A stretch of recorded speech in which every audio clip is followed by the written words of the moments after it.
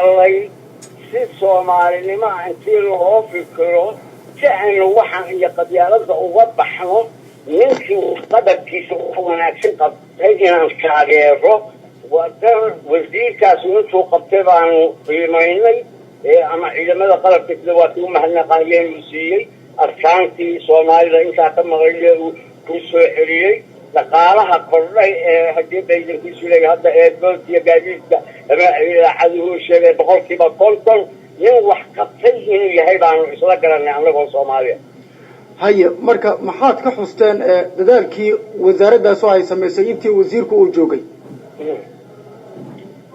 ونكاس دادالكو سميسي ووحال او عن هدى سحبادة اللقو قليل كريم مركا وحانو دورينا عدسي رئيس الوزارة وحانو شيدينا عصب إصابه محصن إنه ninkaas arrintiisa tixgeliyo oo wasiirnimadiisii weliba ugu daro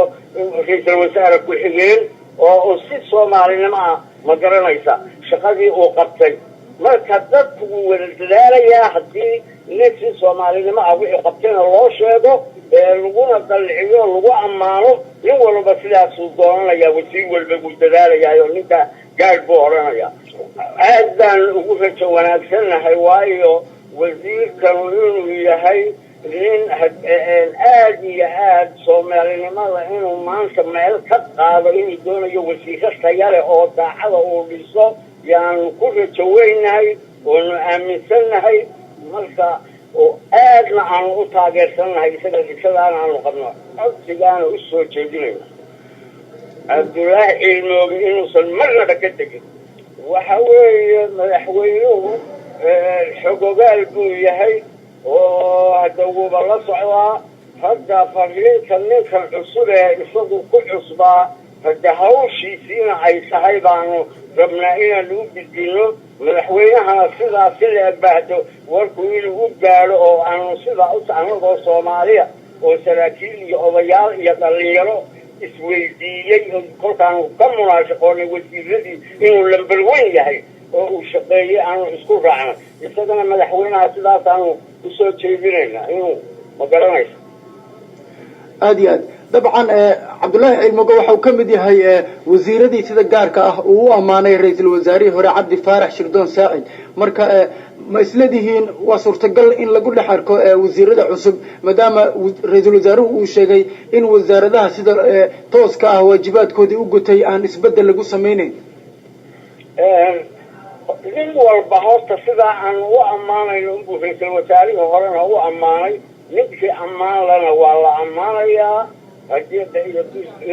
in la ammaanana way ugu wanaagsan tahay waayo ninku waddankiisa u shaqaynaya waana shaqadiisii uu lahaayee wasiirnimo haddana shugli cala alwaajib xagga ayadoo ka tahay haddana waxaa in lagu ammaano oo uu sii wata hawshiisii oo horumarkii uu sameeyey mid labaad uu ku sii daro oo taageeradana la siiyo ra'iisul wasaaruhuna hadda shaqo cad oo anagii shacabka ahayna suuqa joognay iyo raggii iyagii wax garanahayaa uu arke ee aanu ka hadlayno unbuu isna ka hadlay aad iyo aad baad u mahadsan tahay adaa mudan isbedelka soo socda maxaad ka filaysaan ra'iisul wasaaraha cusub haddaan nahay ururada dhalinyarada Soomaaliyeed anigoo ku hadlayo gudoomiyaha ururada dhalinyarada dalada Soomaaliyeed waxaan aad iyo aad muhiim u siinaynaa waxqabadkii wasiirka warfaafinta Cabdullaahi Ciilmooge oo aan mid la qarin kara ahayn qarsoonayna iyo dadaalkii Soomaaliyeed uu sameeyay dhalinyaranimo uu garab qabtay dhalinyarada Soomaaliyeed waxaan rabnaa oo rajaynaynaa xukuumadan cusub baraha ministerka cusub Cabdiweli Sheekh Axmed iyo professor Xasan Sheekh Maxamed madaxweynaha Soomaaliya inay fiiriyaan yaa ummadan masiirkeeda mateli kara yaa si wax u soo qabtaan wadaan nahay ururadii dhalinyarada Soomaaliyeed waxaan taageersanahay wasiirka warfaafinta ee hore Cabdullaahi Ciilmooge waxqabadkii tayada lahaa ee uu qabtay muddadii uu xilka hayay ra'iisul wasaaraha cusub marka maxaa fariin hod gaarsiinaysaan waxaan gaarsiinaynaa ra'iisul wasaaraha cusub waa kaabagalaadkii golaha wasiirada isaga xaq u leh inuu waxa weeye fiiriyo shaqadiisiina tahay marka waxaan leenahay ra'iisul wasaare adduunka caalamka waad ula socotay teknolojiyadda iyo waxa weeye waxqabadyada mid walba meeshiisaad kala socotay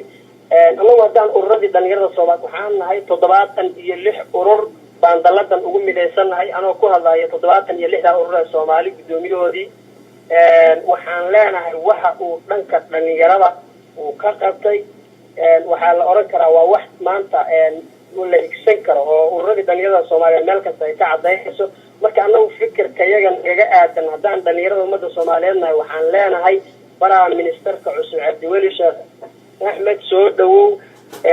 Cabdullaahi Cilmi wuxuu qabtay ummadda Soomaaliyeed maanta uu qabtay waxa saaran ma aha waxaanuna kugu rajaynaynaa oo kugu taageersanahay inaad sida Cabdullaahi Cilmi wax qabadkiisii uu ummadda Soomaaliyeed u wada cadeynayso inay waxa weeye qof kastaas adiguna ihtimaamkeeda u siiso waxa weeye wasiirkiisii iyo mid ka sii weynba aad u dooran doontaan gaar diinina insha Allah